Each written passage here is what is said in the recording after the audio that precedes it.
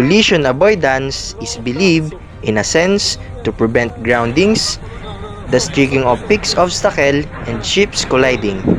Over the last half-century, despite improvements in navigational aids such as ARPA and attempts to raise the standards of training through various STCW convention, collision still occur. Many studies and accident reports indicate that the accidents are caused by either human error or associated with human error as a result of inappropriate human responses. Collision commonly represent the majority of these accidents.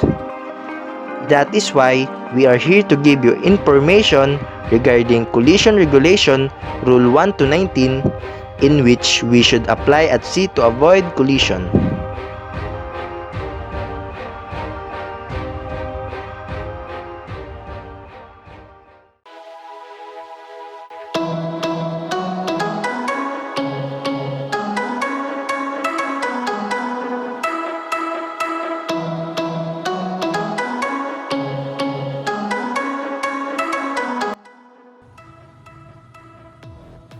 States that the rules apply to all vessels in the high seas and all waters connected to the high seas and can be entered by vessels.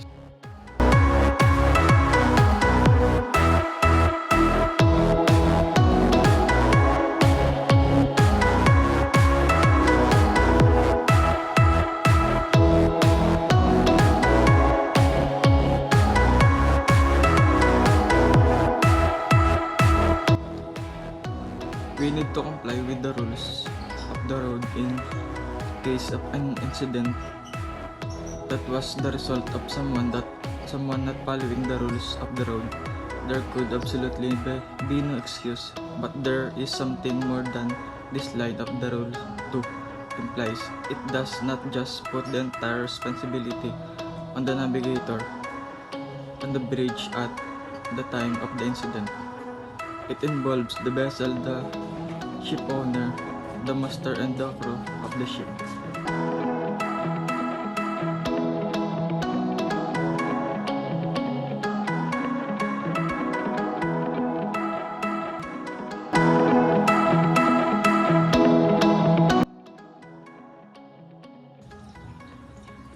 Rule 3 gives the general definition used in the Colregs. It is important that definitions are fully understood so that the correct actions are taken by all vessels when they meet.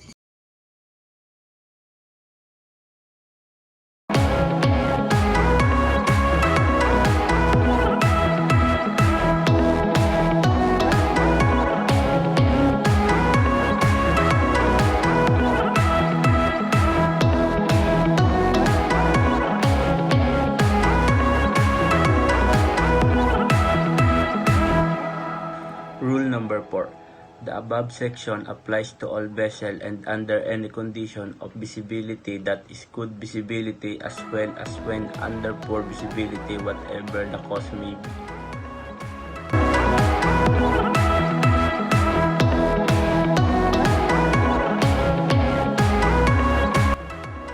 Rule number 5. The lookout man should, if possible, be stationed forward upless weather condition. Make this impossible so that his attention will not be distracted. A further advantage is that he or she may be more likely to hear fog signal coming from ahead.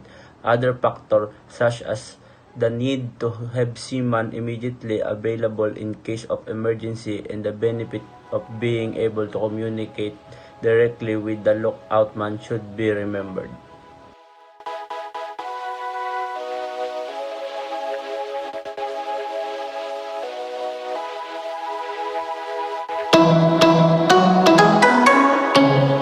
Rule number 6. A very difficult statement. Safe speed. Any vessel which is sailing has some speed, and with that, it can cause trouble for others as well as to itself.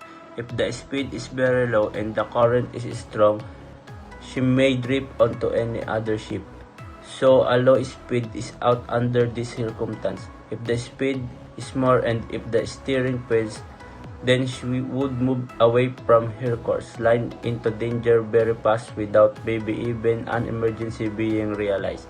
So, safe speed means that the ship sails at a speed at which if an emergency occurs, she would come out of the emergency without anybody getting injured.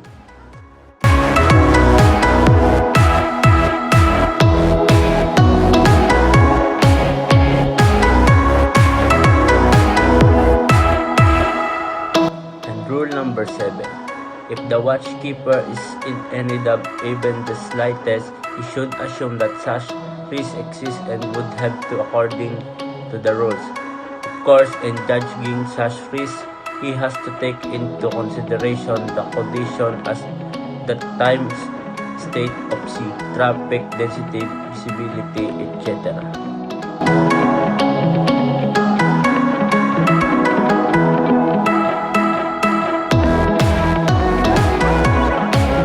So, rule number 8, action to avoid collision. To avoid collision, we need to know when we alter course and to reduce or increase our speed passing to another vessel in ample and safest way to be collision free.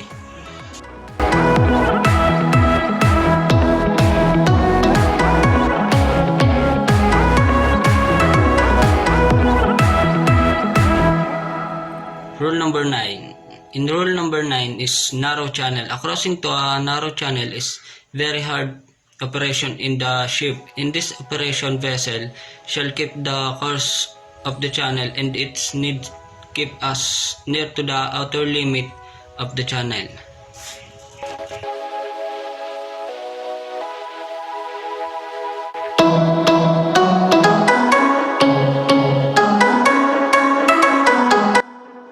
Rule number 10. In rule number 10 is TSS or Traffic Operations Sims is all about to which lane you should go as to follow the traffic flow of the vessel. Vessel engaged in a fishing way may use the inshore traffic zone such as less than 20 meter in length.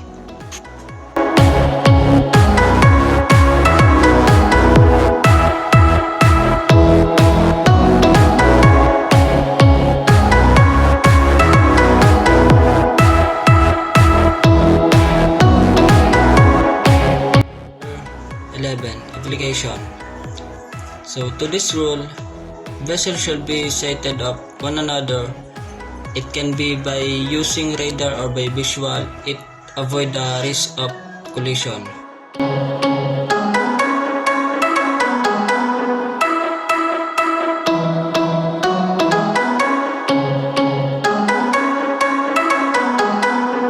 Rule 12. Sailing vessels. Rule 12 is all about sailing.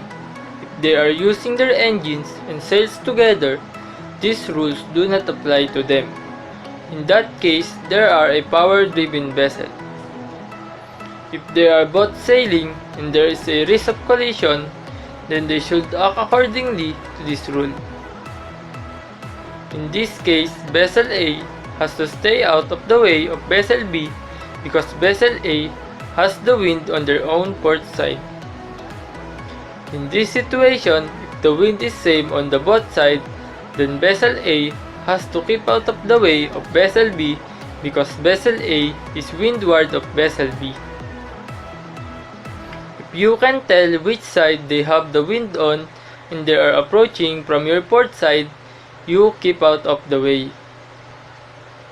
On square rigs, the windward side is opposite the side the mainsails are on.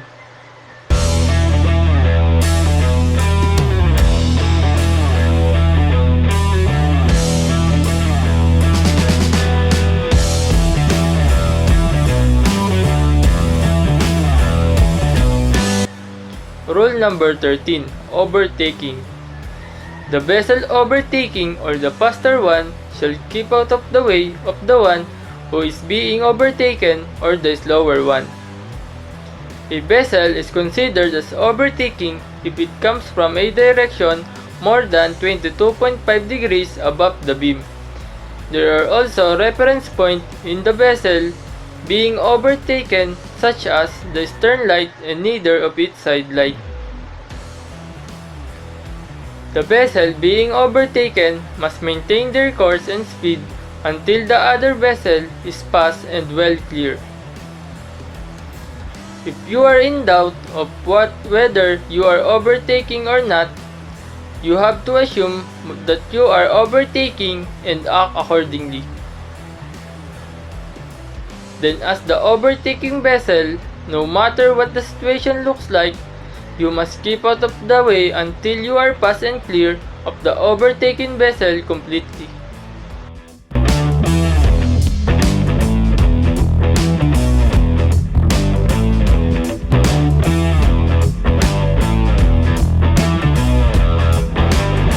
Rule number 14. Head-on situation. If two power-driven vessels are meeting head-on and there is a risk of collision, then both vessels should alter to starboard side so that they will pass clear port side to port side. The reference in head-on situation at night are the masthead light of the other vessel in line or nearly in line and the both side lights, and by day, she spots the corresponding characteristics of other vessels. If you are not sure whether it is crossing or a head-on situation, you must assume it is a head-on and alter course to starboard.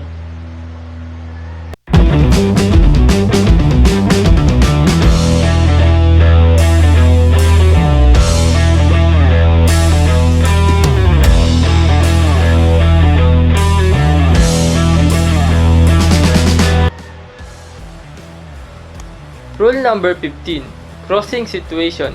If two power-driven vessels are crossing paths and there is a risk of collision, then the vessel that has the other coming from their starboard side has to keep out of the way, preferably by altering to starboard to cross behind the other power-driven vessel. Crossing ahead is to be avoided.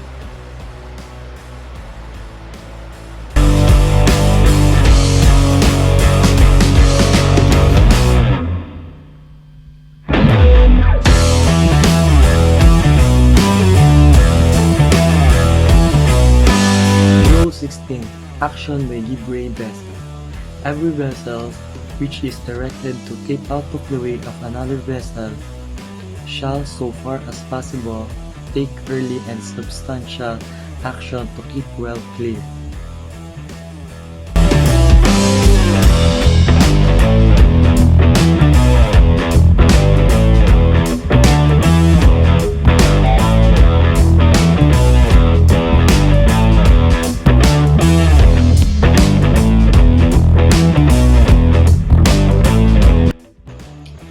Rule 17.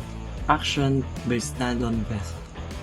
Where one of two vessels is to keep out the way of the other, shall keep her course and speed. Meaning, the action that the stand-on vessel takes should not develop any catastrophe. Rather, it should be enhanced the clearing.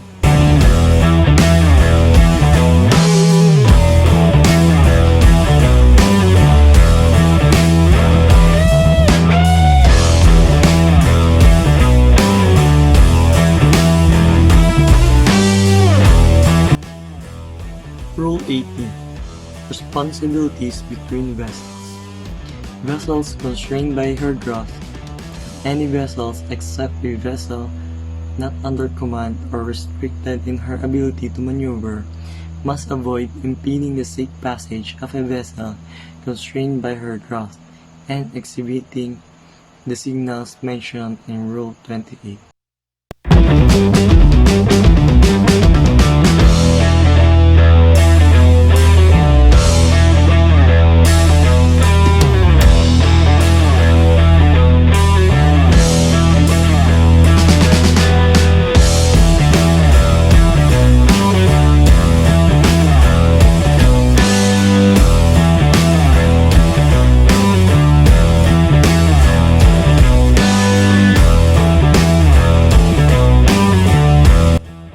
Rule 19. Conduct of vessel and restricted visibility. Every vessel shall proceed at a safe speed adapted to the prevailing circumstances and condition of restricted visibility. A power-driven vessel shall have her engines ready for immediate maneuver or to take an immediate action.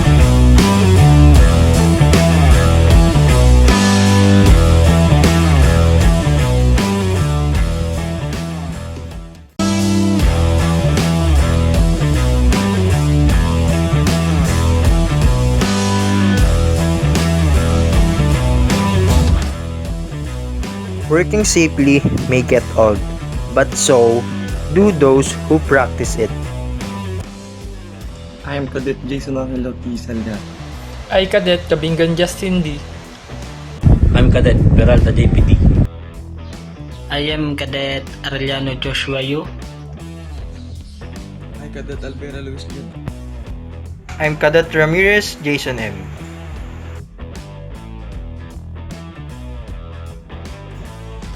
And that's all for Collision Regulation Rule 1 to 19.